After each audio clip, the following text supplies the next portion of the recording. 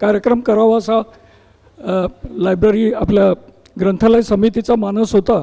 मंगेश पाडगावकर, कविवर्य मंगेश पाडगावकर त्यांच्या सांग सांग भोलानाथ या गाण्याचं बोट धरून आपण मोठे झालो आणि तरुण वयात त्यांच्याच अनेक प्रेमगीतांनी आपण पुढे गेलो. तर मंगेश पाडगावकरांच्या काव्याविषयी आपल्याला आज सादर करतायत सुप्रसिद्ध संवादिक श्रेयसी वझे मंत्रवादी आज आपल्याला लाभलेले आहेत. त्यांचा मंगेश पाडगावकर एक आनंद ऋतू हा कार्यक्रम आपण लवकरच सुरू करत आहोत. मी त्यांचा अल्प परिचय करून देतो आहे. श्रेयसी वझे मंत्रवादी त्यांनी अर्थशास्त्रात BA केलं असून मराठीमध्ये MA केलेलं आहे. त्याचबरोबर मॅक्स म्युलर भवनची जर्मन भाषेची डिग्री मिळवलेली आहे. त्या बऱ्याच काळापासून रंगमंचीय निवेदन क्षेत्रात कार्यरत असून जवळजवळ 18 वर्षाहून अधिक सातत्याने अनेक कार्यक्रमात निवेदक, सूत्रसंचालक, मुलाखतकार अशा विविध भूमिकेतून त्यांचा सहभाग आहे. राजभवन शासनाचं मानाचं पुरस्कार यामध्ये सूत्रसंचालक म्हणून त्यांनी सहभाग घेतलेला आहे. श्रीधर फडके, पंडित यशवंत देव, श्रीनिवास खळे, आनंद भाटे, महेश काळे, आशा खाडीलकर, मंदार आपटे, ऋषिकेश रानडे अशा अनेक दिग्गज कलाकारांबरोबर निवेदिका म्हणून अनेक रंगमंचीय कार्यक्रमात त्या सहभागी होत्या. तसंच रमेश देव, सीमादेव, नितीन देसाई, सुबोध भावे, सुनील बर्वे, संदीप खरे, सुलोचना चव्हाण, मंगला खाडीलकर अशा अनेक नामवंतांच्या प्रकट मुलाखती त्यांनी घेतल्या आहेत.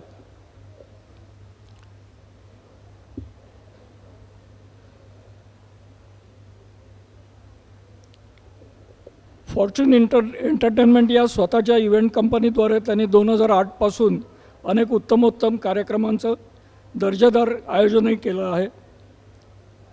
त्या स्वतः काव्यगीत लेखन करतात. अनेक म्युझिक अल्बम्स, मराठी मालिकांसाठी गीतलेखन तसंच सन्मानपत्रासाठी त्यांनी काव्यलेखन केलेलं आहे. त्यांची स्वरचित गाणी अनेक सुप्रसिद्ध गायक कलाकारांच्या आवाजात सर्वदूर पोचली आहेत. सहज सुचलं तेव्हा हा काव्यसंग्रह त्यांचा प्रकाशित झालेला आहे. माय मराठीचं भव्य मंगलगान जे 135हून अधिक मराठी कलाकारांच्या आवाजात सजलेलं, त्याची निर्मिती आणि गीतलेखन श्रेयसी यांचंच आहे. तर मी आता विनंती करतो त्यांनी आपल्या कार्यक्रमाला सुरुवात करावी. एक हे राहिलेलं आहे. श्रेयसी वझे मंत्रवादी यांचं आपण स्वागत करतो. मी विवेक भट यांना विनंती करतो.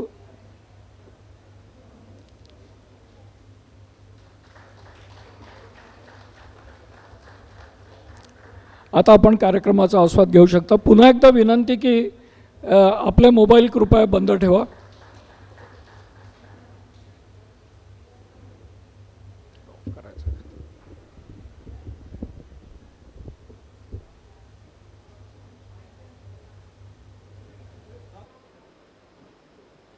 नमस्कार रसिको हो.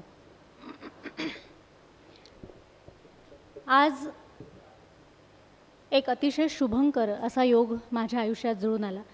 कारण लोकमान्य सेवा संघ ही जुनी जाणती शताब्दी पूर्ण केलेली अशी संस्था, त्याचा श्रीबा फाटक हा ग्रंथ विभाग, त्याचं स्मरणिका प्रकाशन सोहळा आणि त्यामध्ये मला इतक्या सुंदर विषयावर आज बोलण्यासाठी इथे माझी निवड केली, ह्याचा मला अतिशय आनंद होतो आहे. आणि हा एक भाग्ययोग मी समजते.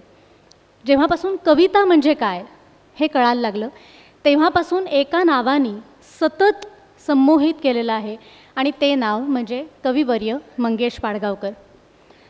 आजपर्यंत या निवेदनाच्या क्षेत्रात काम करताना अनेक कार्यक्रमांमधून पाडगावकर काकांच्या गाण्यांबद्दल बोलण्याची वेळ आली. अर्थातच, कारण विषय कुठलाही असो, प्रत्येकच भावनेला स्पर्श करणारं गाणं त्यांनी लिहिलेलं असल्यामुळे, मग लताबाई ही संकल्पना असो, प्रेम ही संकल्पना असो, पाऊस ही संकल्पना असो किंवा खुद्द पाडगावकर काकांच्या गाण्यांचा कार्यक्रम असा एक संपूर्ण कार्यक्रम असो, भरभरून त्यांच्या गाण्यांबद्दल बोलता येतं, किस्से सांगता येतात, ती गाणी ऐकता येतात. पण तरीसुद्धा मला असं वाटत होतं की याही पलीकडे खूप काही पाडगावकर काका आहेत आणि म्हणून त्यांच्याबद्दल आपल्याला जर सलग बोलता आलं तर किती मजा येईल, आपण काय काय वेगळं मांडू शकू असा विचार सतत मनात चालायचा. त्या दृष्टीने थोडासा अभ्यासही सुरू केला होता, पण जोपर्यंत आपल्याला अशी एक डेडलाईन मिळत नाही किंवा एखादी अशी विशिष्ट आपल्यापुढे तारीख असत नाही की तेव्हा तुम्हाला हे सादर करायचं आहे, तोपर्यंत तेवढ्या जोमाने आपली तयारी होत नाही. आणि ही संधी आज मला इथे मिळाली.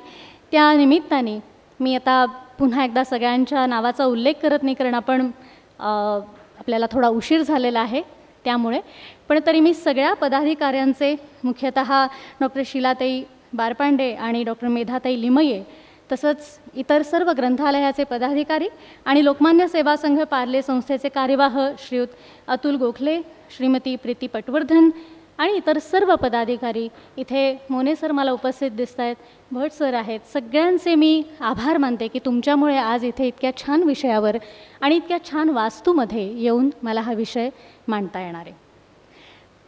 पाडगावकर काका जोपर्यंत जाहीर कार्यक्रम करत होते तोपर्यंत हस्तपिशाच्याचा तसा फारसा त्रास त्यांना कधी जाणवला नसावा, अर्थात आपले मोबाईल, भ्रमणध्वनी. आणि जर तो जाणवला असता तर त्यावरही त्यांनी त्यांच्या खास उपरोधिक शैलीमध्ये एखादं कवन किंवा वात्रटिका लिहिली असती. आणि म्हणूनच आज ही विनंती करण्यासाठी या 4 ओळी ज्या मला सुचल्या त्या मी सांगेपर्यंत आपापले मोबाईल एकदा पटकन बघून टाकूया आणि सायलेंट करूया. भ्रमणध्वनी वाजता लक्ष हटते हे असे, भ्रमणध्वनी वाजता लक्ष हटते हे असे, इतर जनही पाहती वळून वळून सारखे, कानकोंडी ही अवस्था केवढा हा व्यत्यय, बंद करण्या यंत्र हेची करू नका हो हयगय. त्यामुळे आता तो ध्वनी नको आणि पाडगावकर काकांच्या कवितांचा आस्वाद घेत त्यांच्याबद्दल बोलत आपण कार्यक्रमाला पुढे नेऊया. जसे संस्थेचे मान्यवर आहेत तसे इतर अनेक मान्यवर आज इथे उपस्थित आहेत. मुख्य म्हणजे माझे आईबाबा आलेले आहेत, त्याचा मला अतिशय आनंद आहे. कारण गेल्या महिन्याभरात कधीही आईने फोन केला आणि विचारलं काय करतेस, की मी माझं एकच उत्तर होतं की मी पाडगावकरांचा अभ्यास करते. त्यामुळे ती या कुतूहलापोटी आली आहे की आपल्या लेकीनी नेमका असा काय अभ्यास केलेला आहे हे तिला जाणून घ्यायचं आहे. आणि ज्यांनी भाषेचं प्रेम माझ्यात रुजवलं आणि कवितेचा संस्कार मला दिला ते बाबा माझे इथे आलेले आहेत, श्री चंद्रशेखर वझे. तसंच माझे 2 जिवलग मित्र जे स्वतः अतिशय सुप्रसिद्ध कलाकार आहेत ते इथे उपस्थित आहेत. गायक संगीतकार मंदार आपटे आणि गायिका अर्चना गोरे. आणि मंदारला तर मी चालता बोलता पाडगावकर कोश म्हणते, कारण हा सगळा अभ्यास करत असताना कधीतरी अशी धांदल उडायची ना, आणि पटकन असं वाटायचं ह्याचं उत्तर मला आत्ता हवं आहे लगेच. तर रेफरन्स गुगलवर शोधा असं सगळं करण्यापेक्षा मी त्याला जर एक मेसेज केला, जेव्हा केव्हा तो बघेल त्यानंतर मला लगेच त्याचं उत्तर यायचं, त्याला त्याच्यावर विचार करायला लागायचं नाही, इतका त्याचा पाडगावकरांचा अभ्यास तयार आहे. म्हणजे उदाहरणच घ्यायचं झालं तर पाडगावकर काकांची गाणी कोणी कोणी मोठ्या संगीतकारांनी संगीतबद्ध केली. खळे अण्णांचं नाव लगेचच आपल्या डोळ्यासमोर येतं. त्यानंतर देवकाकांचं नाव येतं. 50-52 गाणी त्या दोघांनी या जोडीची प्रसिद्ध झालेली आहेत. त्यानंतर हृदयनाथ मंगेशकरांचं नाव सावर रे सारख्या अनेक गाण्यांमधून आपल्या डोळ्यासमोर येतं. पु ल देशपांडे आपल्याला लगेच आठवतात शब्दा वाचून आणि या सगळ्या गाण्यांमुळे. पण मग अजून कोणीतरी नक्कीच आहे. विश्वनाथ मोरे लगेच त्यांनी नाव सांगितलं, गजानन वाटवे लगेच त्यांनी नाव सांगितलं. आणि या यादीत आणखी एक नाव मी पुढे घालते या पिढीचं, ते म्हणजे मंदार आपटे स्वतः. कारण 27-28 गाणी पाडगावकर काकांची त्यांनी निवडून संगीतबद्ध केलेली आहेत. तर असं हे आपल्या सगळ्यांचं पाडगावकर प्रेम. 20 सप्टेंबरला मला अतुल सरांचा फोन आला आणि असं करायचं आहे. 1 महिन्याचा अवधीही नव्हता. अतिशय आनंद झाला, अतिशय भीती वाटली, कारण इतक्या मोठ्या व्यक्तिमत्वाला न्याय कसा द्यायचा. 40हून अधिक पुस्तकं, त्यातली अनेक कवितांची पुस्तकं, आणि त्या प्रत्येक पुस्तकात जवळपास 50 ते 60 कविता. त्यानंतर कथारूपी महाभारताचे 2 खंड अनुवादित, इतर अनेक कवींवर संपादित अशी पुस्तकं, म्हणजे बोरकरांचं साहित्य, बालकवींचं साहित्य याचं संपादन, ललितलेख संग्रह निंबोणीच्या झाडामागे सारखा, त्याच्यानंतर स्वतः अनेक ठिकाणी लिहिलेले लेख, त्यांच्यावर इतरांनी लिहिलेले लेख, हे जे सगळं भांडार आहे हे या 1 ते 1.5 तासात त्याला न्याय कसा द्यायचा हा फार मोठा प्रश्न होता. आणि त्यांच्या अनेक गाजलेल्या मुलाखती मी ऐकल्या, त्यातून ते त्यांनी इतके किस्से आणि इतक्या गोष्टी सांगितलेल्या आहेत, त्या सगळ्याचा अंतर्भाव करणं अर्थातच आत्ता शक्य नाही आहे, पण प्रत्येक पैलूला मी स्पर्श करू शकीन असा माझा प्रयत्न आहे. त्यामुळे त्यांच्या साहित्याला, त्यांच्या स्मृतीला अभिवादन करते. मागे उभा मंगेश, पुढे उभा मंगेश ही भावना मनात घेऊन या कार्यक्रमाला पुढे नेते. कविवर्य मंगेश पाडगावकर एक आनंद ऋतू. आपल्या सगळ्यांच्या जीवनाचं अंतिम ध्येय असतं माझ्या मते आनंद मिळवणं, सुख समाधान मिळवणं. आणि या आनंदाच्या शोधात आपण सगळेजण निघालेलो असतो. तर हा शोध योग्य दिशेने घेण्यासाठी प्रवृत्त करणारं साहित्य कोणाचं आहे तर ते मंगेश पाडगावकर यांचं आहे. हा शोध घेताना आपण अनेकदा थकतो, हरतो, निराशा येते आपल्याला, पण तेव्हा पुन्हा एकदा उभारी देणारं साहित्य कोणाचं आहे? अर्थातच मंगेश पाडगावकर यांचं आहे. आणि एकदा तो आनंद घेतल्यावर, मिळाल्यावर, एखाद्या गोष्टीतून उतू नये मातू नये असं म्हणतात, तसं तो आनंद संयतपणे कसा उपभोगायचा आणि टिकवून ठेवायचा ह्याचं प्रशिक्षण देणारं साहित्यसुद्धा कोणाचं आहे तर अर्थातच कविवर्य मंगेश पाडगावकर यांचंच ते साहित्य आहे. आणि हे अधिकारवाणीने ते सगळं सांगू शकले कारण का ते स्वतः तसं जगले, त्यामुळे त्यांच्या शब्दाला खरेपणाचं वजन होतं.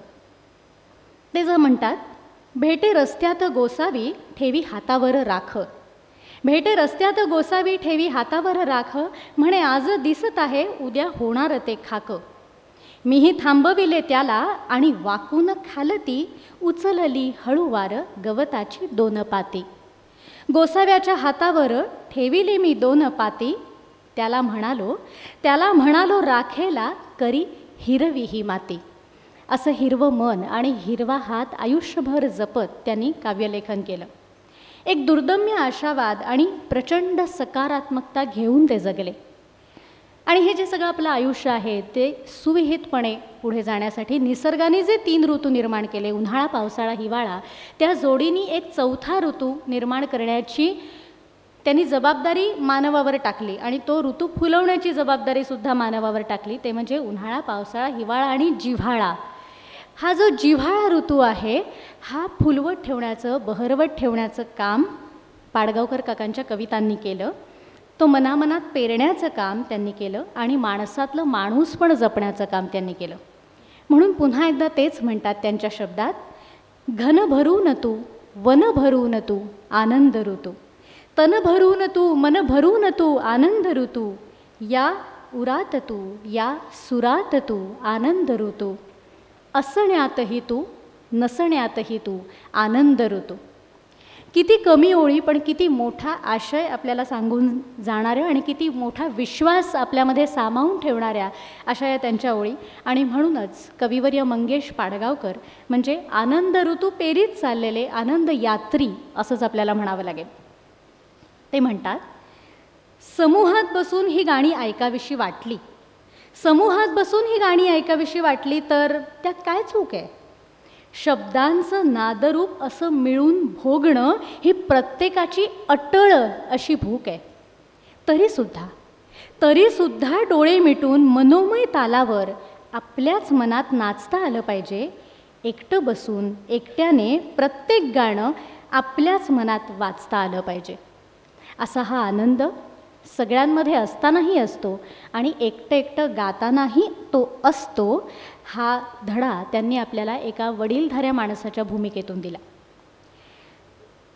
आता एक समस्या माझ्या पुढे अशी निर्माण झाली की पाडगावकर काकांबद्दल बोलायचं म्हणजे अर्थातच त्यांच्या काही कवितांचा अंतर्भाव तर ह्याच्यामध्ये असणारच, पण शक्यतो त्यांनी ज्या वारंवार वाचलेल्या कविता आहेत त्या मी इथे टाळलेल्या आहेत कारण त्या आपल्याला खास पाडगावकरी शैलीत ऐकायला आवडतात. पण त्या टाळूनसुद्धा अनेक कविता आहेत की प्रत्येकच म्हणजे आता नवा ऋतू, सूर आनंद घन, जिप्सी, धारा नृत्य, नवा दिवस, गझल, बालकवितांची 5-5 पुस्तकं, ही सगळी पुस्तकं वाचताना प्रत्येक कविता आली समोर की वाटायचं हां ही कविता आपल्याला घ्यायलाच लागेल, हिला ओलांडून पुढे नाही जाता येणार. अशा किती कविता घेणार? 1.5 ताससुद्धा पुरणार नाही फक्त कविता वाचायच्या म्हटल्या तर. मग मी एक युक्ती केली की त्यांची काही पुस्तकं निवडून डोळे मिटले आणि एक पान उलगडलं, त्यावर जी कविता आली ती कार्यक्रमात घ्यायची असं मी ठरवलं. कारण कुठलीही कविता म्हणजे 52 खणी सोन्यासारखी आहे, त्याच्यामुळे ही कविता काय ती कविता काय, प्रत्येक कविता ही छानच वाटणार आहे. ही यावरची माझी युक्ती. मुळात कवितेचा असतो हा संस्कार त्यांनी आपल्या मनावर केला. कविता म्हणजे काय याची व्याख्या मी माझ्यापुरती जी केलेली आहे ती म्हणजे कविता या शब्दातच ती दडली आहे. कधी अचानक अवचित क्षणी विचार येतो माझ्या मनी, तात्काळ त्याला लिहावं लागतं, काव्य त्यातूनच जन्मा येतं. पाडगावकर काकासुद्धा नेहमी असं म्हणतात की आपण जेव्हा आयुष्य जगत असतो तेव्हा अनेक उत्कट अनुभवांना सामोरे जातो, अनेक दुःखद घटना, कधी अचानक आलेलं सुख, ह्या सगळ्या घटना आपण अनुभवत असतो. पण त्या प्रत्यक्ष अनुभवताना काही आपण लगेच कागद पेन घेऊन कविता लिहायला बसत नाही, तेव्हा आपण त्या गोष्टीत असतो. पण ती जी घटना घडून जाते ती आपल्या मनात कायमस्वरूपी राहते आणि मग आपण एकटं असताना कदाचित आपल्याही नकळत एखादी ओळ आपल्या मनात येऊन जाते आणि ती ओळ आपण घट्ट धरून ठेवायची आणि तिचा हात धरून सगळा प्रवास सुरू करायचा आणि मग एक छान कविता आपल्याकडनं निर्माण होते आणि आपल्याला एका वेगळ्या राज्यात, एका वेगळ्या दुनियेत ती घेऊन जाते. तर 30 ऑक्टोबर 1990ला साहित्य अकादमीने लेखक तुमच्या भेटीला, जसा उपक्रम तुम्हीसुद्धा ग्रंथालयातर्फे चालवता तसा साहित्य अकादमीचा उपक्रम होता आणि त्या निमित्ताने खास निमंत्रितांसमोर मंगेश पाडगावकरांची मुलाखत आयोजित केली होती, जी कवी शंकर वैद्य यांनी घेतली होती. तेव्हा शंकर वैद्य यांनी असं विचारलं की कवी व्हायचं असं तुम्ही केव्हा ठरवलं आणि का ठरवलं? त्यावर पाडगावकर काकांनी जे उत्तर दिलं ते त्यांच्याच शब्दात तुम्हाला ऐकवायला मला अधिक आवडेल. पाडगावकर काका म्हणतात, गंमत अशी की कवी व्हायचं असं जेव्हा मी ठरवलं किंवा माझ्या मनाने घेतलं तेव्हा मी एकही कविता लिहिलेली नव्हती. माझी आई कविता लिहित असे, तिचे वडीलही कविता नाटक लिहित असत. सत्यप्रताप अर्थात विश्वसेन मोहना या नावाचं माझ्या आजोबांचं नाटक पुस्तक रूपाने प्रसिद्धही झालं होतं. शिळा प्रेसवर छापलेली या नाटकाची एक प्रत माझ्या आईने त्यांची आठवण म्हणून श्रद्धेने जपून ठेवली होती आणि अजूनही जीर्ण स्वरूपात का होईना पण ती माझ्याजवळ तशीच मी जपून ठेवली आहे. ज्यांना मी कधी पाहिलंही नाही त्या माझ्या आजोबांशी मला जोडणारा तो एक जिवंत अतूट असा धागा आहे. माझ्या आईचं शिक्षण 4थ्या इयत्तेपर्यंत झालं होतं. तिचं कवितेवर जीवापाड प्रेम. तिच्याकडे एक जुनी गंजलेली अशी ट्रंक होती जी कॉटच्या खाली भिंतीला टेकवून ठेवलेली असे.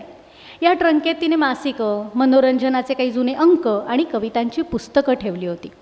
लहर आली की ते ट्रंक बाहेर काढायची आणि तिला या कविता आता आपण कोणाला तरी वाचून दाखवाव्या असं वाटते. मोठं कुटुंब असलेल्या घरात तशी काही शक्यता नव्हती आणि माझ्या वडिलांचा कवितेचा कान बहिराच होता. मी तेव्हा 6-7 वर्षांचा असेन. मी तिचा एकमेव हुकमी श्रोता. या कविता आई मला वाचून दाखवत असे. केशवसूत, बालकवी, गोविंदाग्रज यांच्या कविता मी या काळात तिच्या तोंडून ऐकल्या. त्या कविता कळण्याचं माझं ते वय नव्हतं. आई तल्लीन होऊन कविता वाचायची. कधीतरी मला म्हणायची, मंग्या तू असं मोठं कवी हो बरे.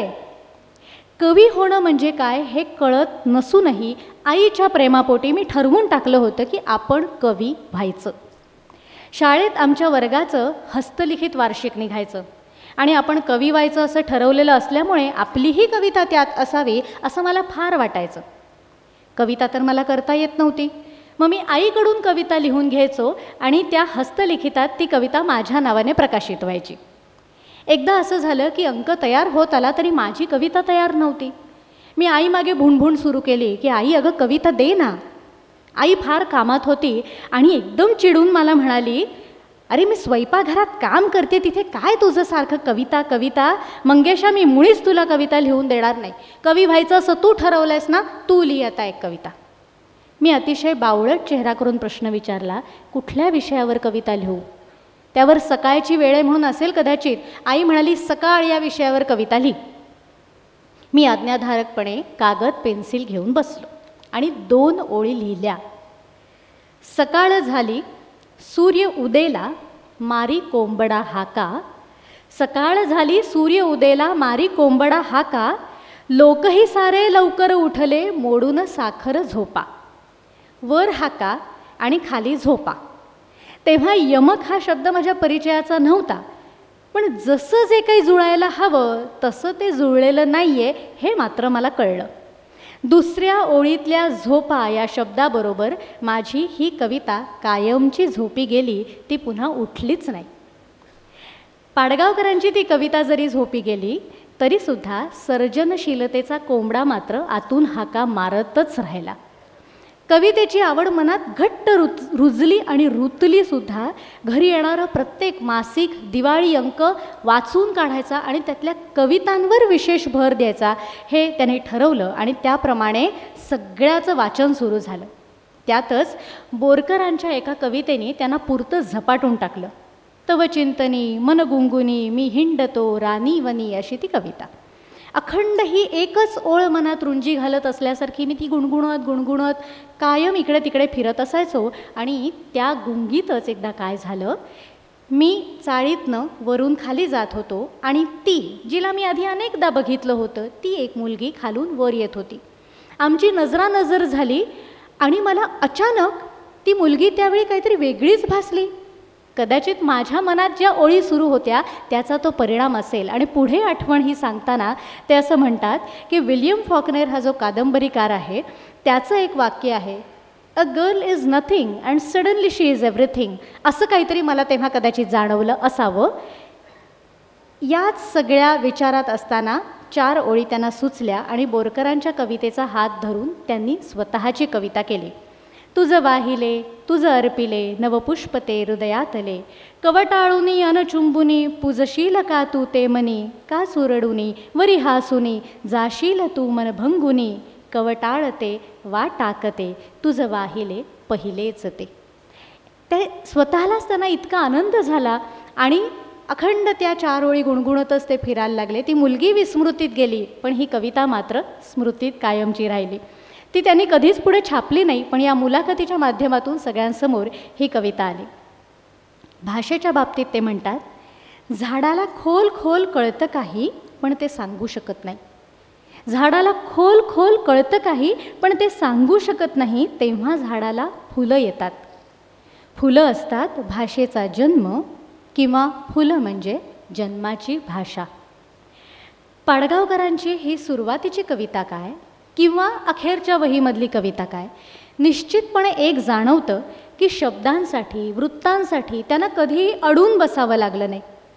कविता वाचण्याचं, स्वतःशीच गुणगुणण्याचं त्यांना जे एक वेड लागलं होतं किंवा या गुणगुणण्यानेच त्यांच्यावर जो एक संस्कार केला, त्यामुळे गणमात्रांचं व्याकरण न शिकतासुद्धा त्यांची प्रत्येक कविता ही अत्यंत उत्तम मीटरमध्ये होती. त्यात कुठलीही खटपट नव्हती, खटाटोप नव्हता, कारण त्यांची कवितेवर अनिवार्य अशी भक्ती होती. ते म्हणतात, छंदोरचना ही गणमात्रांची कोष्टकं पाठ करून करता येत नाही, त्यासाठी कान तयार असायला लागतो. आणि जर तुम्हाला उत्तम कवी व्हायचं असेल तर त्यासाठी आधी तुम्हाला उत्तम वाचक असावंच लागतं. त्यामुळे आज इथे हा जो कार्यक्रम या ग्रंथालयाच्या माध्यमातून होतोय, तर वाचनाचं काय महत्त्व आहे हे मी वेगळं तुम्हाला सांगायला नको, आणि ते पाडगावकर काकाने सुद्धा अधोरेखित केलेलं आहे. त्यांचा धारा नृत्य हा जो पहिला कविता संग्रह, त्यातली ही कविता बघा की शब्दांची श्रीमंती काय असते. ही कविता त्यांनी लिहिली तेव्हा कदाचित त्यांचं वय 20-22 एवढंच असेल. वीज तू होऊ नये गे अग्नी तू होऊ नये, आतला अंधार हा जाळीत ये जाळीत ये, प्रेम माझे वासनांनी होय जेव्हा आंधळे, अनविलासी अंतरीची ध्येयमूर्ती काजळे, माझी या प्राणातुनी ध्यानातुनी गे उज्ज्वले, चिन्मयी ज्योतिर्मयी तू जागृती होऊ नये, आतला अंधार हा जाळीत ये जाळीत ये. त्यातली सगळी कडवी मी घेत नाही आहे, पण त्यातल्या आणखी एका कडव्यामध्ये ते म्हणतात, गे भयाने मृत्यूच्या मी विद्ध जेव्हा होऊनी, मोक्ष शांती शोधण्याला हिंडता रानीवनी, हा सर्या पुष्पातुनी पर्णातुनी वायूतुनी, निर्मितीच्या अंतरीची तू गती होऊ नये, आतला अंधार हा जाळीत ये जाळीत ये. 1948 साली केलेली ही कविता आणि 1950 साली धारा नृत्य हा त्यांचा पहिला काव्यसंग्रह प्रकाशित झाला, ज्यामध्ये या कवितेचा अंतर्भाव आहे. त्यांचे गुरु म्हणजे प्राध्यापक वाल कुलकर्णी आणि कुलकर्णी सरांनी आपल्या या पहिल्या कविता संग्रहाला प्रस्तावना लिहावी असं पाडगावकर काकांना फार मनापासून वाटत होतं. आणि ते गेले त्यांना विनंती करायला की असा असा माझा कविता संग्रह येतोय, तुम्ही लिहाल का प्रस्तावना. तर गुरु कसा असतो बघा, वाल कुलकर्णी सर त्यांना म्हणाले की टिकलास तर पुढच्या संग्रहाला नक्की प्रस्तावना लिहीन.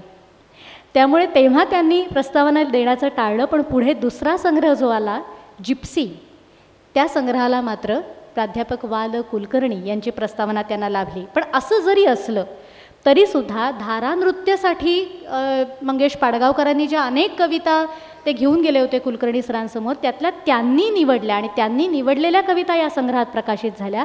तसंच जिप्सीसाठी सुद्धा ज्या कविता निवडल्या गेल्या त्या वाल कुलकर्णी सरांनीच निवडून दिल्या. असं अपार प्रेम त्यांचं या शिष्यावर होतं. पंख्यामध्ये नसतो वारा सृष्टीमध्ये फिरणारा, देवळामध्ये नसतो देव विश्व व्यापून उरणारा, या कुसुमाग्रजांच्या ओळी आहेत.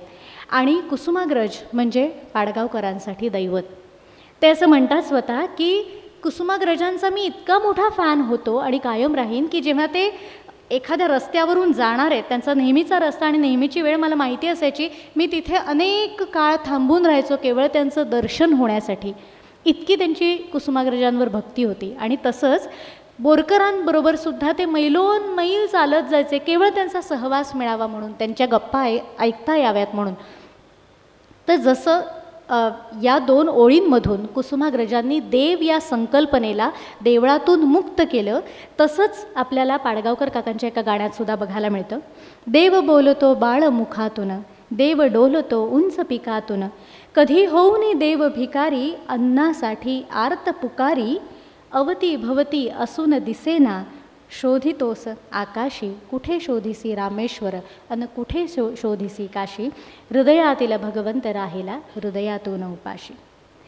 त्यामुळे धारा नृत्य या कवितेत, या संग्रहातल्या कवितांबाबत पाडगावकर काका असं स्वतः म्हणतात आणि अनेक अभ्यासकांनी असं म्हटलं आहे की ह्यातल्या कवितांवर बोरकर आणि कुसुमाग्रज यांची छाप नाही आपण म्हणू शकत, पण यांचा प्रभाव खूप प्रमाणात जाणवतो. जिप्सीमध्ये मात्र त्यांना स्वतःची शैली सापडली आणि त्यांनी एका स्वतःच्या वेगळ्या शैलीने या सगळ्या कविता लिहायला सुरुवात केली. विषम चौगुले यांनी एक पुस्तक संपादित केलं ज्याचा विषय होता मी आणि माझा देव. यावर त्यांनी अनेक अभ्यासकांना, विचारवंतांना, लेखकांना लिहितं केलं आणि त्या पुस्तकात सगळ्यात पहिला लेख आहे तो म्हणजे मंगेश पाडगावकर यांचा, सर्जनशील साक्षीत्वानं पाहणं, असं त्यांनी त्या लेखाचं नाव दिलं आहे. आणि देव या संकल्पनेला पाडगावकर काकांनी कसं मूर्तरूप दिलं आहे त्यातला अगदी 2 छोटेसे परिच्छेद तुम्हाला वाचून दाखवते. देव हा शब्द त्यांच्या स्मृतिकोशात कसा आला, त्या भोवतीचे समज कसे निर्माण होत गेले, घट्ट होत गेले आणि मनाच्या कुठल्या अवस्थेत किंवा अस्वस्थतेत देव जाणवतो. तसंच देव या शब्दाचा पहिला परिचय त्यांना कधी झाला, देव आणि त्याचं मोठेपण, देव आणि त्याबरोबर आलेल्या इतर अनेक गोष्टी म्हणजे आचार उपचार, देव्हारा, नैवेद्य, सोवळं, आरती, प्रसाद वगैरे वगैरे वगैरे, ह्या सगळ्या गोष्टींची नोंद त्यांनी कशी घेतली याबद्दल ते लिहितात. देवाच्या खोलीत मी जायचो, घरातली इतर माणसे करतात तसा देवाला नमस्कार करायचो. त्यावेळी देव आपले रक्षण करतो हे आजीचे वाक्य माझ्या स्मरणात जागे व्हायचे.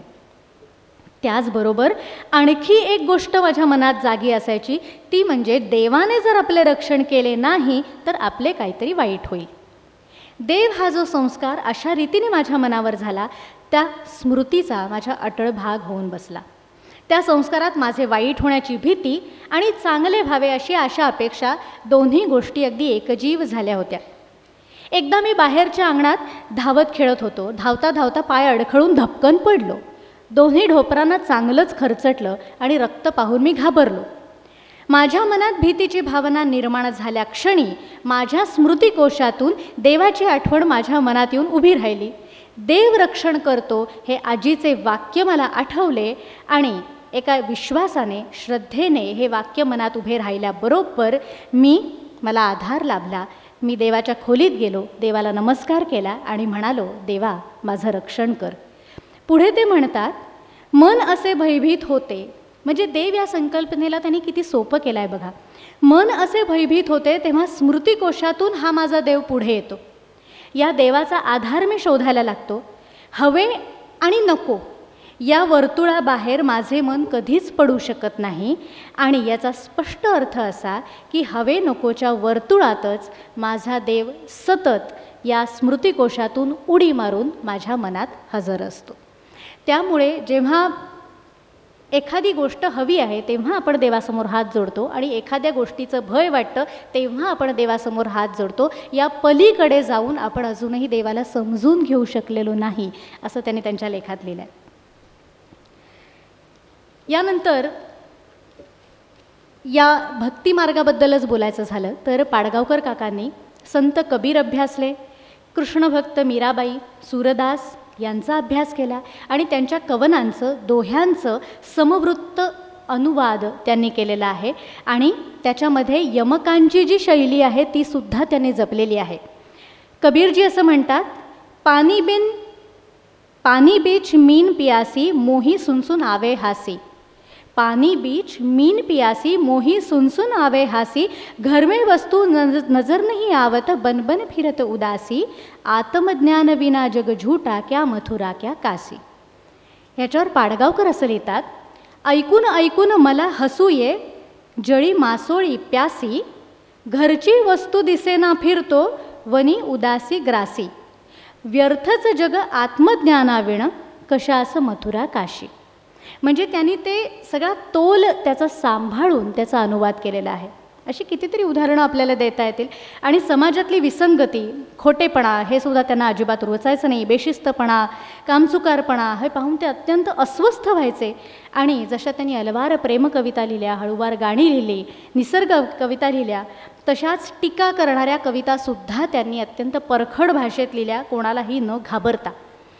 त्याच्यातच 1994 साली त्यांनी उदासबोध रचला.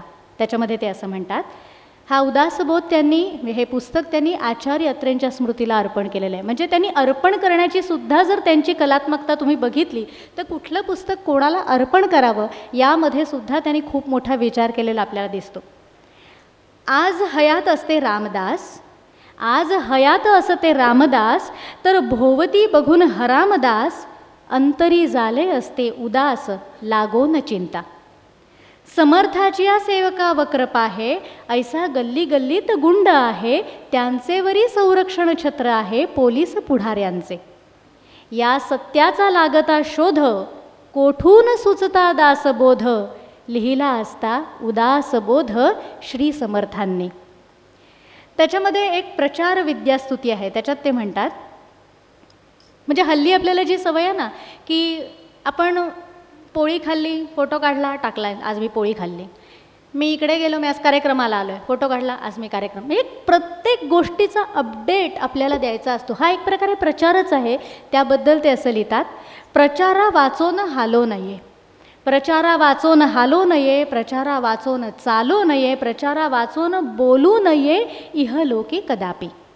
आपण असता फोटो यावा, आपण हसता फोटो यावा, आपण बसता फोटो यावा, सोय करून ठेवावी. म्हणजे किती पुढचा विचार करून त्यांनी इतक्या सुंदर ओळी रचलेल्या आहेत. त्यांची सलाम ही कविता अशीच रोखठोक परखड शब्दांचे फटकारे मारणारी आणि अत्यंत स्पष्ट वक्तेपणा आणि निर्भीडपणा याचं अतिशय उत्तम उदाहरण असलेली. साहित्य संमेलनं, त्याच्या निवडणुका आणि त्याचे प्रचार आणि कलाकारांचं आपापसातलं राजकारण यामध्ये त्यांना बिलकुल रस नव्हता. त्यामुळे स्वतःला त्यांनी त्यापासून कायम लांब ठेवलं होतं, दूर ठेवलेलं होतं. आणि हा जो सलाम हा कविता संग्रह आहे हा सुद्धा त्यांनी दुर्गाबाई भागवत यांना अर्पण केलेला आहे. म्हणजे आणीबाणीच्या काळामध्ये ज्यांनी विचारांची मशाल अखंड प्रज्वलित ठेवली त्या दुर्गाबाईंना यांनी तो संग्रह अर्पण केलेला आहे. ते इतके स्पष्ट वक्ते होते आणि हट्टी होते की त्यांनी स्वतःच्या असंख्य कविता गाणी जी काय आहेत त्याच्यामध्ये कधीच एका अर्ध्या अक्षराचाही बदल केला नाही. याला अपवाद एकच, तो आपल्या सगळ्यांना अर्थात माहिती आहे. दिवस तुझे फुलाचे इतकं सुंदर त्यांचं गाणं. आणि त्यामध्ये त्यांची एक ओळ अशी आहे, माझ्या या घराच्या पाशी थांबना गडे जराशी. तर त्यामध्ये त्यांचा मोठा मुलगा एकदा आला आणि म्हणाला की बाबा तुम्हाला ना हा शब्द यातला बदलावाच लागेल. ते म्हणाले का बरं? म्हणजे नाही, तुम्ही नाचा पॉज व्यवस्थित घेताय पण गायक मंडळी अनवधानाने या गीताचं वस्त्रहरण कधी करतील हे तुम्हाला कळणार नाही, त्यामुळे तेवढा एक शब्द बदला. आणि ते त्यांना पटलं आणि म्हणून त्यांनी तेवढा एक शब्द बदलून माझ्या या घराच्या पाशी थांब तू गडे जराशी असा एक लहानसा बदल केला. पाडगावकर काकांची कविता म्हणजे वर्णन करायचं झालं तर मोगऱ्याची टपोरी फुलं. नियतीने पाडगावकर काकांच्या प्रतिभेला कधीही धोका दिला नाही. त्यांचा हात कायम लिहिता ठेवला. कवितेतली गीतातली आशय घनता सातत्याने टिकवून ठेवणारं नाव म्हणजे श्रेष्ठ कविवर्य मंगेश पाडगावकर. प्राध्यापक वाल कुलकर्णी यांनी त्यांना कविता म्हणजे काय आणि गीत म्हणजे काय यातला फरक अतिशय नीट समजावून सांगितला होता. तरीसुद्धा पाडगावकर काका असं म्हणतात की लिहिणारे आम्ही आहोत, वाद तुम्ही कशाला घालता, कवी मोठा की गीतकार मोठा, दोघेही मोठेच आहेत. त्यांनी त्यांचं कवीपण आयुष्यभर जपलं. जरी त्यांनी असंख्य गीतं लिहिली तरीसुद्धा ते म्हणाले की गीतकार होणं हे सुद्धा खूप मोठं आव्हान आहे, कारण त्याच्यामध्ये तुम्हाला असंख्य गोष्टी दिलेल्या असतात, त्या सांभाळत तुम्हाला गीतलेखन करायचं असतं. त्यांनी कायम मुक्तपणे गीतलेखन केलं आणि या दोन्ही ज्या भूमिका आहेत त्या समर्थपणे जपल्या. सगळ्यात महत्त्वाचं मला काय वाटतं माहिती आहे का, चित्रपटात गाणं येणं याला फार महत्त्व होतं तेव्हाही आणि ते आताही आहे. पण पाडगावकर काकांच्या कविता किंवा जी सगळी भावगीतं आहेत ती बघताना आपल्याला असं आढळून येतं की चित्रपटात म्हणजे ते जेव्हा उमेदीच्या काळात होते, जेव्हा या काळामध्ये ते सगळ्या कार्यक्रमांमधून मुक्त संचार करत होते, जेव्हा प्रसिद्धीची खरी गरज माणसाला असते अशा काळात होते, तेव्हा त्यांचं एकही गीत कुठल्याही चित्रपटात आलेलं नाही. आणि असं असताना सुद्धा गीतकार म्हणून ते तेवढेच लोकप्रिय होते, हवेहवेसे होते आणि प्रसिद्धसुद्धा होते. हा खूप मोठा मुद्दा आहे. म्हणजे नाही म्हणाला त्यांचं एक गीत एक नंतर चित्रपटात आलं, कॉफी आणि बरंच काही, जे 2015 साली आलं. तोपर्यंत पाडगावकर काका म्हणजे ऐन उमेदीचा काळ वगैरे केव्हाच मागे सरून गेला होता. गजानन वाटवे यांनी संगीतबद्ध केलेल्या काही ओळी या चित्रपटात आहेत. पण असं असूनही चित्रपटाची गरज त्यांना प्रसिद्ध होण्यासाठी कधीच लागली नाही. त्यांना ना श्रोत्यांची नस अचूक कळली होती. आपल्या सगळ्यांची लाडकी निवेदिका, व्याख्याती, त्यानंतर संस्कृतची अभ्यासक आणि एक अतिशय सुप्रसिद्ध असं व्यक्तिमत्व म्हणजे डॉक्टर धनश्री लेले. तर धनश्री ताईबरोबर एका कार्यक्रमाला ती मला घेऊन चालली होती आणि तेव्हा मी तिला म्हटलं मला असं असं बोलायचं आहे पाडगावकर काकांबद्दल. तेव्हा तिने 2 किस्से सांगितले आणि मला म्हणाली नक्की सांग, कारण ह्यातून एक खूप वेगळे पाडगावकर सगळ्यांना जाणवतील. त्यातला पहिला किस्सा असा की पिंपरी चिंचवडला एक कार्यक्रम होता जो पाडगावकर काकांबरोबर धनश्री ताई त्याच्यामध्ये सहभागी होणार होती, कविता वाचन आणि या सगळ्यासाठी. आणि ते दोघेजण चालले होते, गप्पा गोष्टी सगळ्या सुरू होत्या आणि तिकडे पोचल्या काका तिला असं म्हणाले धनश्रीताईला की आज आपण ना या 4-5 कविता जरा बदलून त्याच्याऐवजी या कविता घेऊया. तर तिला प्रश्न पडला की अरे नेहमी या कविता एवढी दाद घेऊन जातात तर ह्या का बरं बदलायच्या आज कविता. तेव्हा ते म्हणाले बघ तू गंमत बघ, या कविता येतील ना तेव्हा तू लोकांच्या काय प्रतिक्रिया आहेत त्या बघ. कार्यक्रम अतिशय उत्तम पार पडला आणि ती म्हणाली की खरंच ज्या कविता त्यांनी बदलल्या होत्या आयत्या वेळेला, ज्या खरं तर फारशा प्रसिद्धही नव्हत्या, त्या कविता सगळ्यात जास्त दाद मिळवून गेल्या. म्हणजे श्रोत्यांना कसं समजून घ्यायचं हे त्यांना इतकं सुंदर कळलं होतं. आणि अर्थातच अनुभव हा खूप मोठा गुरु त्यांच्या पाठीशी होता, कारण पाडगावकर, करंदीकर, बापट या त्रयींनी इतके कार्यक्रम गाजवलेले आहेत की सभोवताल कसा आहे, श्रोतृवर्ग कसा आहे ह्याचा सजगपणा त्यांच्याकडे होता. आणि वक्त्याच्या ठायी ज्या 4 शक्ती लागतात त्यातली एक म्हणजे शब्दशक्ती, दुसरी विचारशक्ती, तिसरी स्मरणशक्ती आणि चौथी म्हणजे अवधानशक्ती.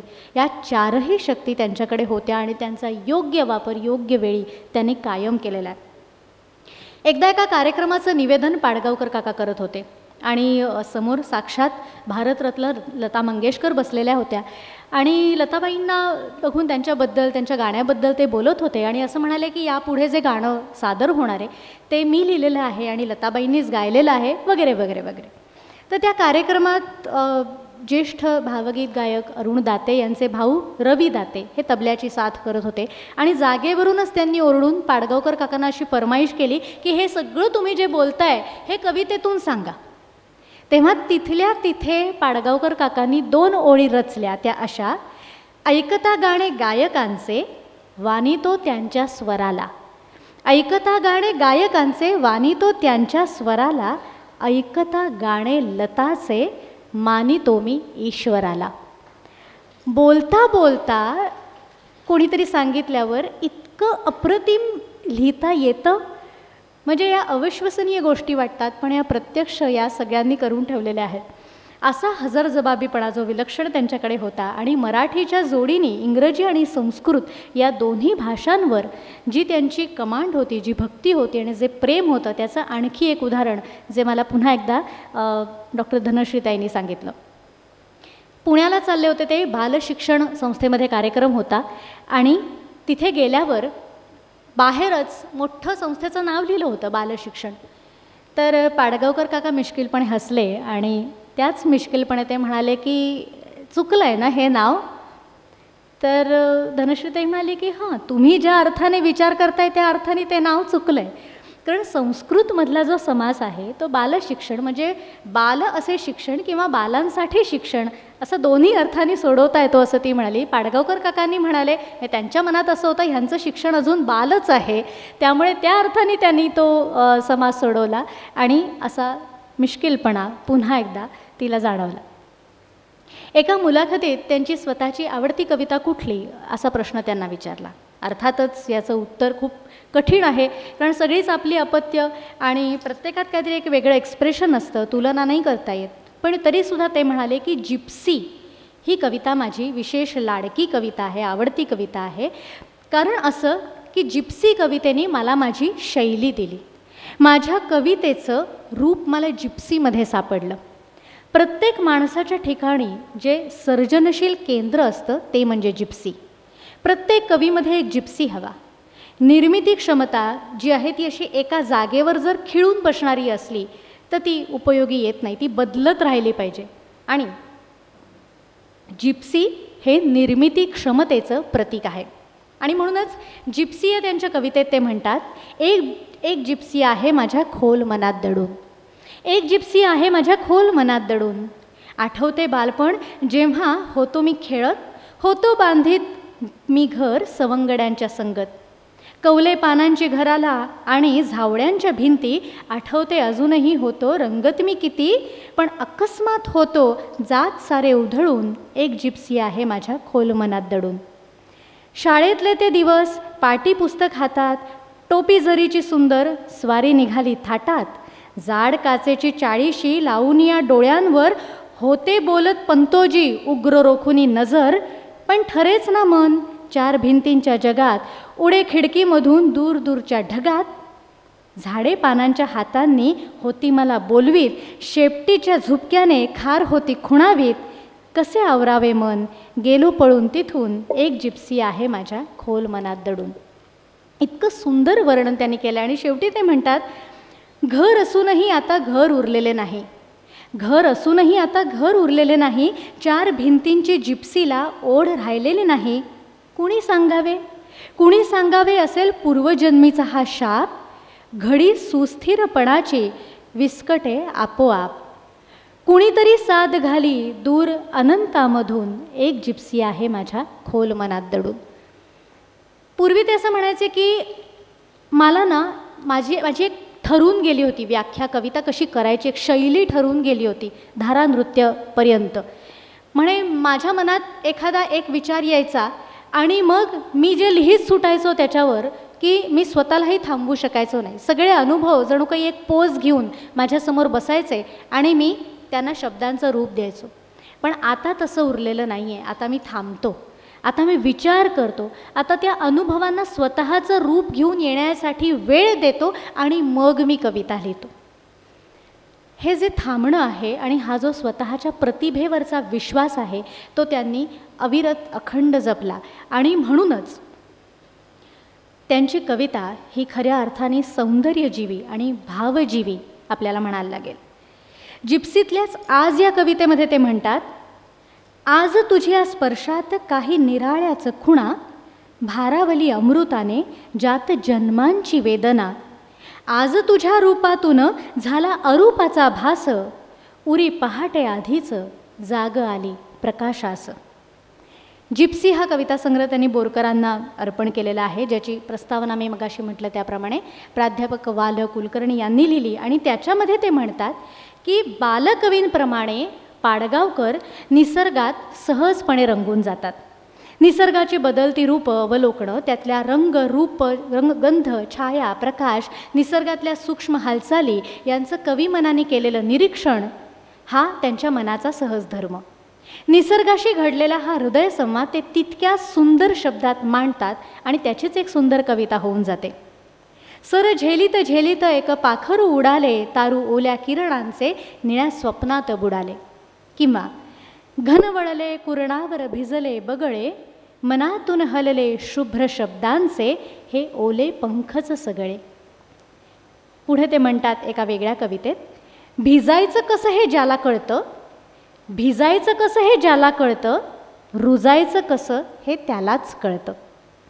प्रेम आणि निसर्ग ही दोन रूपंसुद्धा त्यांच्या कवितेत एकमेकात मिसळून जातात आणि मग अशा 4 ओळी निर्माण होतात. तू उधळावे पाकळ्यातले निर्मळ मार्दव, सदा फुलीपरी सदा तुझे फुलणारे लाघव, तुझी गूढता मध्यरात्रीच्या आकाशापरी, पटवित ओळख पसरत यावी स्निग्ध अंतरी. फक्त पावसाच्या कविता किंवा पावसाच्या प्रतिमांचा वापर करून केलेल्या कविता ज्या आहेत त्यांची संख्या ही 80च्या वर आहे. पाऊस हा त्यांचा अत्यंत जवळचा जिव्हाळ्याचा असा मित्र, विषय. आणि डॉक्टर अजित पाडगावकर म्हणजे त्यांचे सुपुत्र ते एका ठिकाणी लिहितात, आभाळ भरून आलं की कधी ते अस्वस्थ होत, कधी व्याकुळ, तर कधी विमनस्क अवस्थेत ते येरझाऱ्या घालायला लागत आणि मग त्यांचे उद्गार एक कविताच होऊन कागदावर उमटत जात. आणि पावसाळ्याप्रमाणेच त्यांना अस्वस्थ करणारा विषय म्हणजे कुमारजींचं गाणं. या 2 गोष्टींमुळे त्यांनी अनेक कविता लिहिलेल्या आहेत असं एका मुलाखतीत त्यांनी सांगितलं. तसंच पाडगावकर, पाऊस, पापड आणि प्रायोजक याची सुद्धा एक युती होती आणि जी खूप दीर्घ काळ अशी टिकली. झालं असं की पावसाळा आला की पापडांचा खप खूप कमी व्हायचा. तर काय करावं यावर हा विचार करता करता श्री महिला गृह उद्योग लिज्जत पापड यांचे जे मुख्य होते त्यांना एक अभिनव अशी कल्पना सुचली आणि ते पाडगावकर काकांकडे आले आणि म्हणाले की आम्हाला अशी जाहिरात करायची, तुमची एक पावसाची कविता द्याल का आम्हाला. काका पण तयार झाले आणि एक ताजी तवानी टवटवीत अशी कविता त्यांनी त्यांच्या हातात दिली.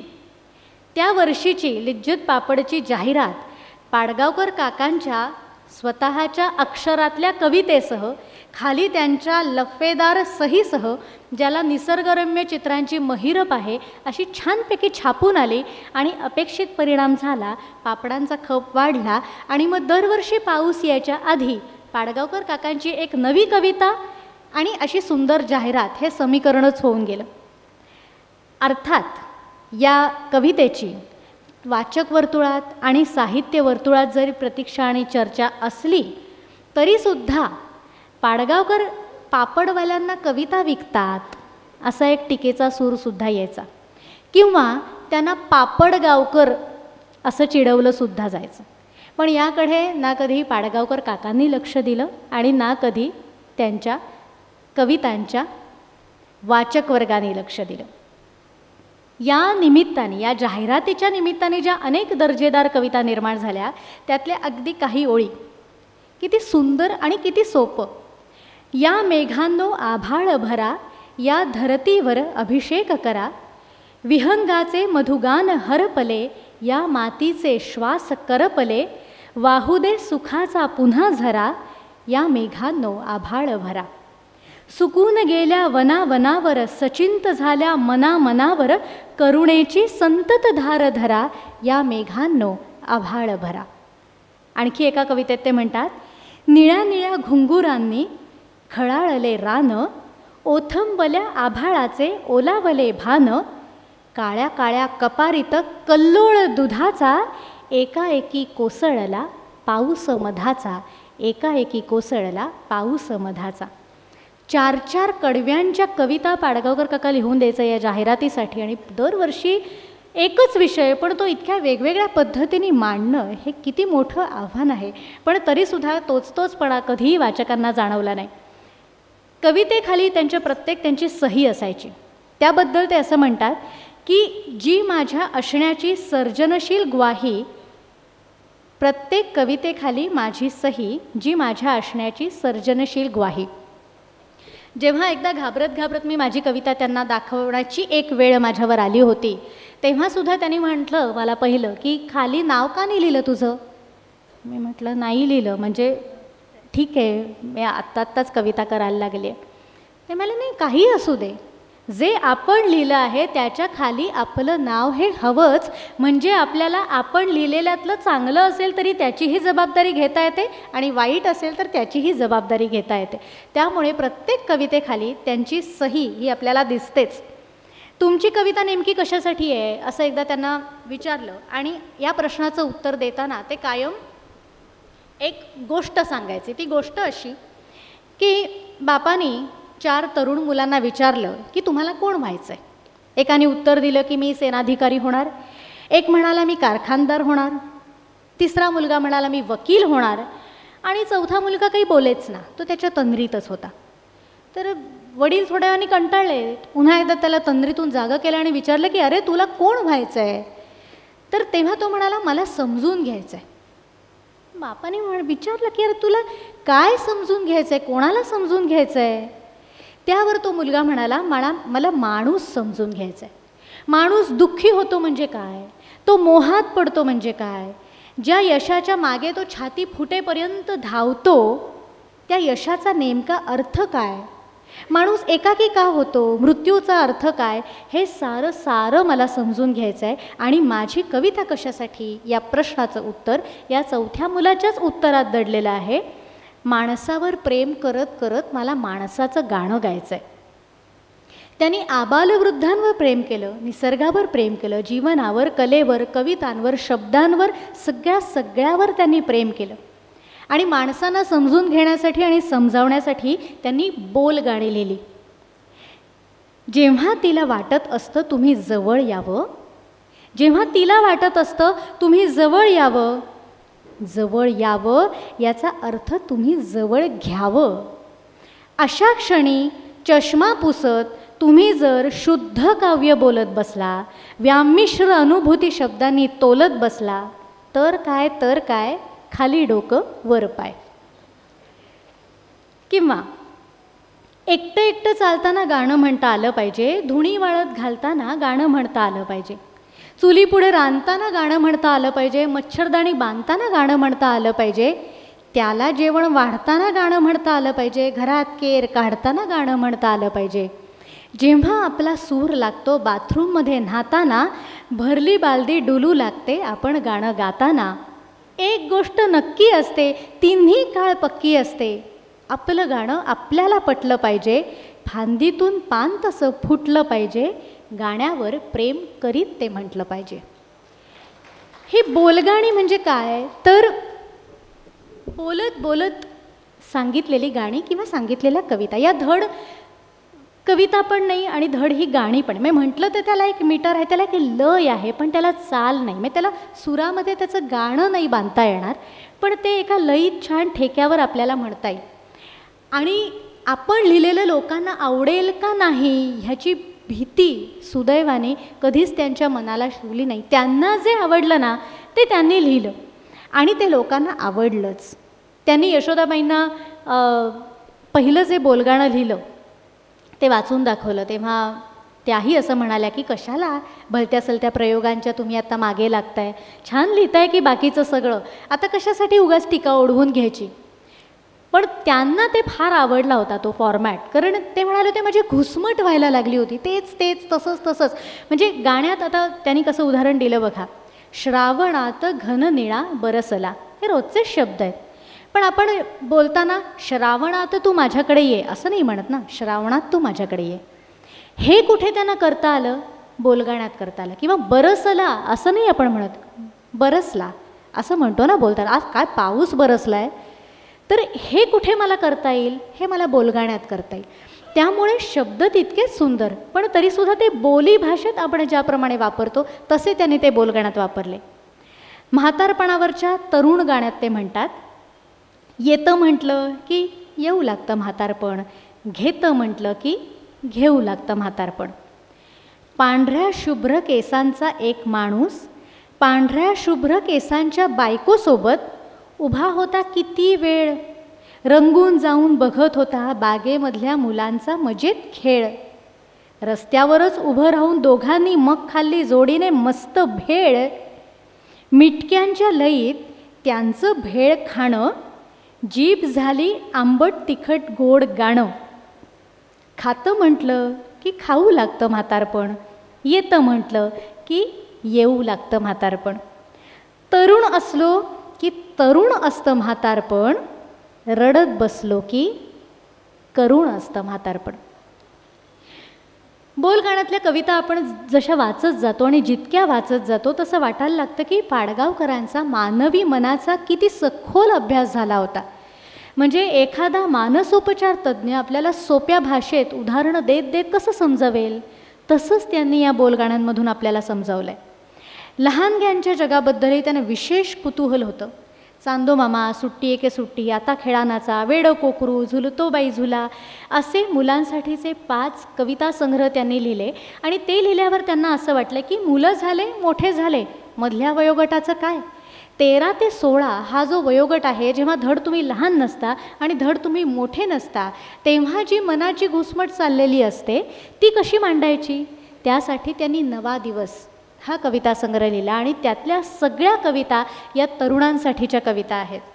कारण ते म्हणाले, एकेकाळी मी सुद्धा या वयोगटातून गेलो होतो, त्यामुळे त्यांना कशाने उभारी येईल अशा पद्धतीच्या कविता मी लिहिल्या.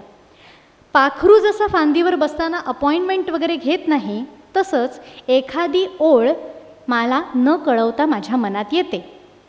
अशी ही ओळ आली की मला कळतं की मला कविता सुचली आहे.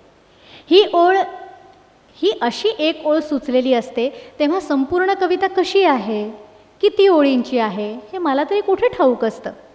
त्या सुचलेल्या एका ओळीच्या नादात मी शोध घेत निघतो, कवितेचा शोध.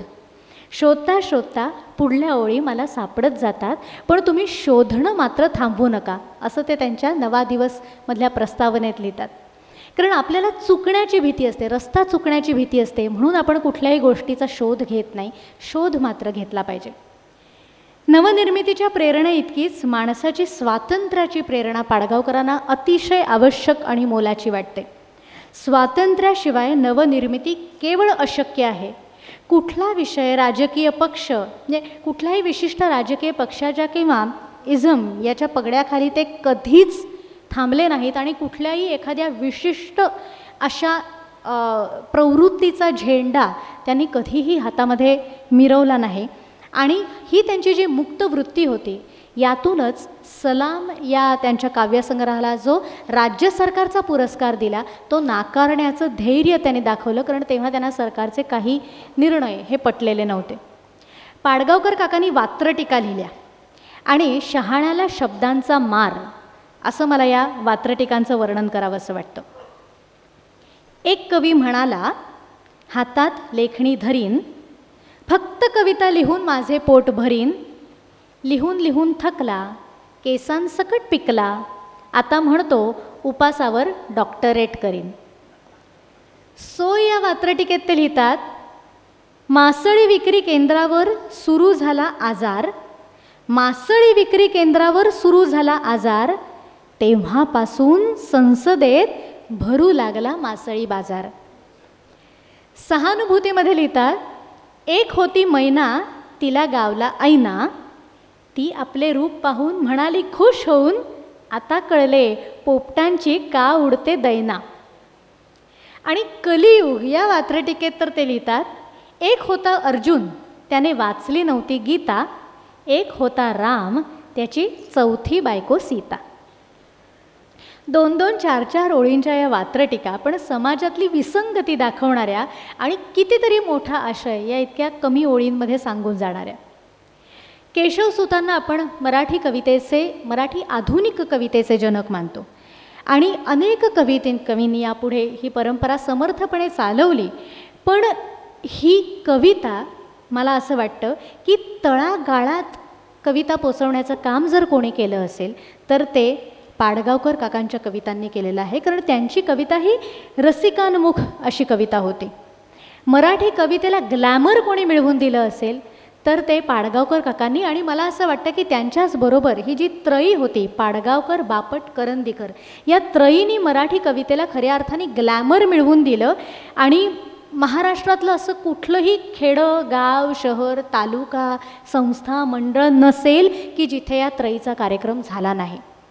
म्हणजे त्यांनी तिघांनी येऊन असं कधीच ठरवलं नाही की आपण तिघांनी एकत्र असा कार्यक्रम करूया. हे लोकांनीच ठरवलं आणि आयोजकांनीच ठरवलं. लोकच त्यांना बोलवायचे तिघांना एकत्र, कारण त्या तिघांचीही शैली वेगळी होती आणि ती शैली त्या रसिकांना इतकी आवडायची की तिघं जेव्हा एकत्र कविता सादर करायचे तेव्हा खूप बहारदार असा अनुभव त्या तिघांना यायचा, रसिकांना यायचा.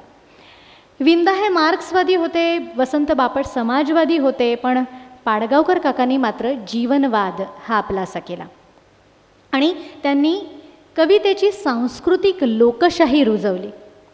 कवितेला प्रतिष्ठा मिळवून दिली, कवीला प्रतिष्ठा मिळवून दिली. आणि हे सगळं करताना कधीही रसिकांना आणि त्यांच्या रसिकतेला दुय्यम लेखलं नाही, कवितेला सवंगतेचा स्पर्श होऊ दिला नाही.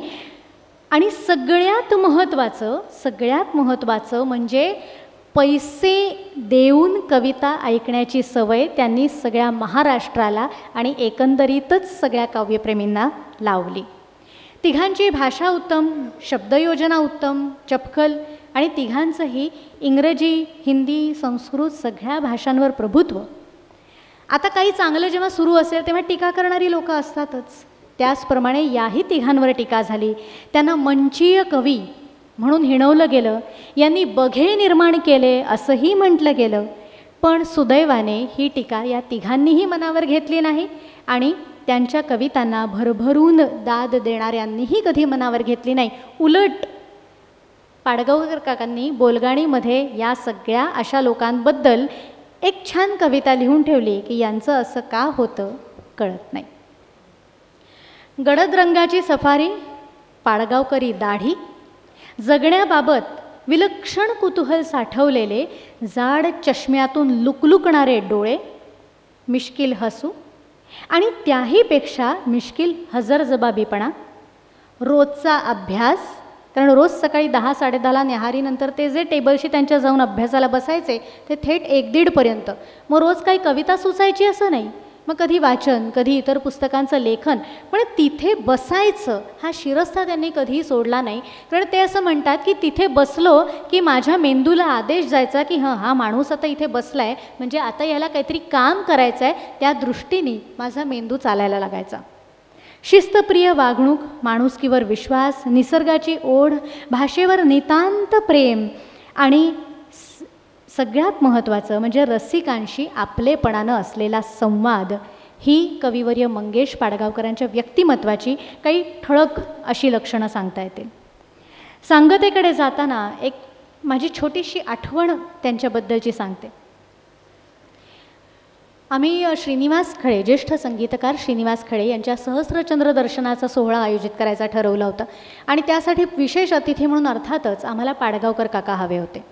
तर मी, माझा आणखी एक मित्र आशिष बापट असे आणि मंदारमय, तोच घेऊन आम्हाला गेला होता पाडगावकर काकांकडे.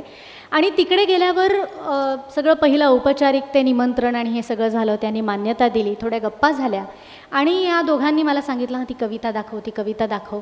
माझी अजिबात तयारी नव्हती, कारण इतक्या मोठ्या व्यक्तिमत्वाला आपली एक नुकती केलेली लहानशी कविता कुठे दाखवणार आणि भीती होती मुळात. म्हणजे हे काय बोलतील, त्यावर ओरडतील, काय लिहिलं आहे हे असं म्हणतील, तर मग काय करायचं. पण ह्यांनी इतकं ह्या दोघांचं सुरू होतं की शेवटी पाडगावकर काकाच म्हणाले, अगं काय ते दाखव एकदा मला. मग शेवटी मी घाबरत त्यांच्याचकडचा एक कागद आणि पेन घेऊन नशिबाने मला आठवली मी केलेली कविता, ती लिहिली.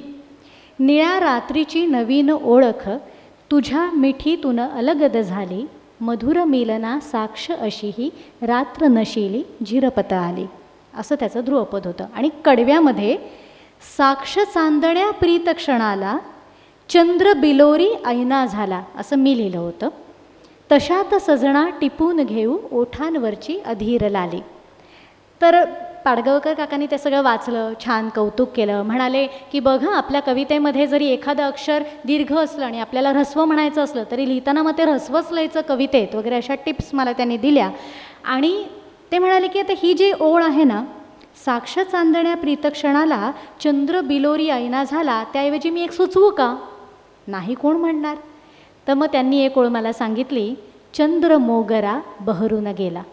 आणि मी माझी ओळ अर्थातच बाजूला सारली आणि त्यांचीच ओळ, त्यांच्याकडून मिळालेला आशीर्वाद म्हणून माझ्या गाण्यामध्ये तशीच ठेवून दिली. आणि म्हणून सुरुवातीला मी म्हटलं की त्यांच्या कविता म्हणजे मोगऱ्याची टप्पोरी फुलं आहेत की जी हातामध्ये आपण घेतली की आपला हातसुद्धा जसा सुगंधित होतो, तशाच त्यांच्या कविता वाचताना आपल्याला जो अनुभव येतो, दिवा कसा उंबरठ्यावर ठेवला ना की त्याचा प्रकाश दोन्हीकडे पडतो ना, आतलाही भाग उजळून निघतो, बाहेरचाही भाग उजळून निघतो, याला देहली दीपन्याय असं म्हणतात. तसंच त्यांच्या कवितांचं मला असं वाटतं की आपल्या मनाच्या उंबरठ्यावर या सगळ्या कवितांनी निवास केलेला आहे आणि म्हणून त्याचा प्रकाश मनातही पडतो आणि जनातही पडतो. आणि उंबरठ्याचं आणखी एक मोठं काम म्हणजे आपण जेव्हा घरात हा उंबरठा ओलांडून प्रवेश करतो तेव्हा बाहेरची चिकटलेली सगळी जी नकारात्मकता आहे तो उंबरठा रोखून धरतो. म्हणून पूर्वी सुवासिनी उंबरठ्याची पूजा करायच्या. तसंच आपल्या मनावरच्या उंबरठ्यावर या ज्या सगळ्या पाडगावकर काकांच्या कविता आहेत ना, त्या कविता बाहेरची नकारात्मकता आपल्या मनामध्ये येऊच देत नाहीत आणि म्हणून एखाद्या दिव्यासारख्या त्या अखंड आपल्या मनामध्ये तेवत असतात. भावगीतांच्या दालनाला आज मला विशेष न्याय देता आला नाही, पण अनेक कार्यक्रमांमधून आपण त्या भावगीतांबद्दल बोलत असतो, ते किस्से आपण ऐकत असतो आणि भावगीतांचाच 1.5 तासाहून अधिक मोठा कार्यक्रम झाला असता. त्यामुळे मी आज त्यांच्या भावगीतांना फारसा काही न्याय देऊ शकले नाही याची मला कल्पना आहे. आणि शेवटच्या वहीनंतर म्हणजे अखेरच्या वहीनंतर सुद्धा त्यांनी 22 कविता लिहिल्या आणि त्या कविता जर तुम्ही प्रकाशित केल्या तर त्याला पुनर्जन्म असं नाव द्या असं त्यांनी लिहून ठेवलेलं आहे. म्हणजे किती दुर्दम्य आशावाद त्यांच्या ठायी होता की पुन्हा पुन्हा मी येणार आहे आणि तोच आनंद इथे या समाजामध्ये पेरण्यासाठी मी येणार आहे. मरण येणार असेल तर येऊ द्यावं, जमलंच तर त्याला लाडाने जवळ घ्यावं, असं मरणाबद्दलही अतिशय सहज त्यांनी लिहिणारा हा कवी.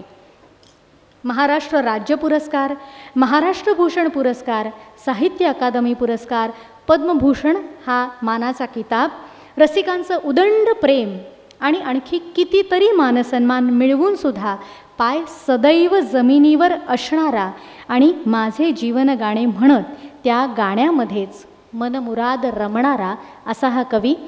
सांगतेकडे येताना केवळ त्यांना आदरांजली वाहते एका कवितेतूनच.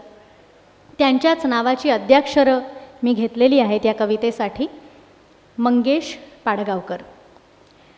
मंगलमय शब्दांनी रचिल्या मंगल कविता, मंगलमय शब्दांनी रचिल्या मंगल कविता, गेय सुरेल क्षणांची वाहत येई सरिता, शमवून मनीची दुःखे ही दावी वाट सुखाची, पाहून शब्दसुमांना मनी उधळण सौभाग्याची, डवरून येता गंध हे भाव सुशोभित झाले, गाताना गीत तुझे तव शब्दच धावून आले, डवरून येता गंध हे भाव सुशोभित झाले, गाताना गीत तुझे तव शब्दच धावून आले, वर रूपक उपमा वृत्ते मात्रा छंदांचे नाते, करकरात घेऊन येती हे सुभग रेशमी धागे, रक्ताचे नाते त्यांचे शब्दांशी थेट इमान, रक्ताचे नाते त्यांचे शब्दांशी थेट इमान, हे देणे मंगेशाचे, हे देणे मंगेशाचे अन कवितेचा सन्मान, हे देणे मंगेशाचे अन कवितेचा सन्मान. धन्यवाद. काही चूक भूल असेल तर ती मोठ्या मनाने पदरात घ्या आणि जे काही उणं आहे ते माझं आहे आणि जे काही अधिक आहे ते पाडगावकर काकांचं आहे. मी सुरुवातीलाच म्हटलं त्याप्रमाणे त्यांचं जे इतकं विस्तृत असं साहित्य आहे त्याला न्याय देणं या 1.5 तासात शक्य नव्हतं.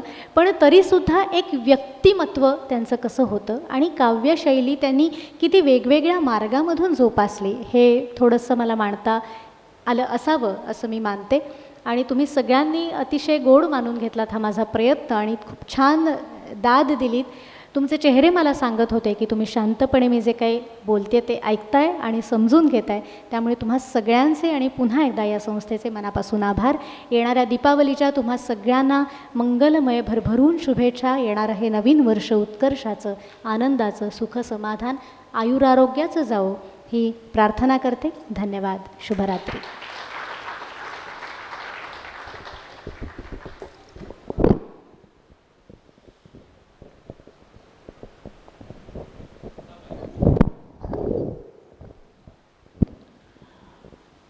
खरोखर आनंदाचं झाड, आनंद ऋतू आणि पाडगावकरांची कविता पुन्हा एकदा मला कॉलेजमध्ये जाऊन छान कवितेचा आस्वाद घेण्याचा आनंद मिळाला.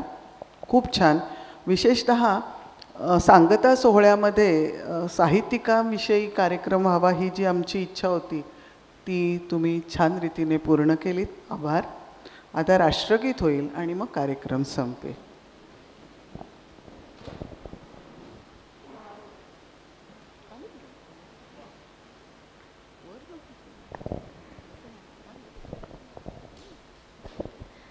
जनगण मन अधिनायक जय हे भारत भाग्य विधाता. पंजाब सिंध गुजरात मराठा द्राविड उत्कल बंग. विंध्य हिमाचल यमुना गंगा उच्छल जलधि तरंग. तव शुभ नामे जागे, तव शुभ आशीष मागे. गाहे तव जय गाथा. जनगण मंगलदायक जय हे भारत भाग्य विधाता. जय हे जय हे जय हे जय जय जय जय हे.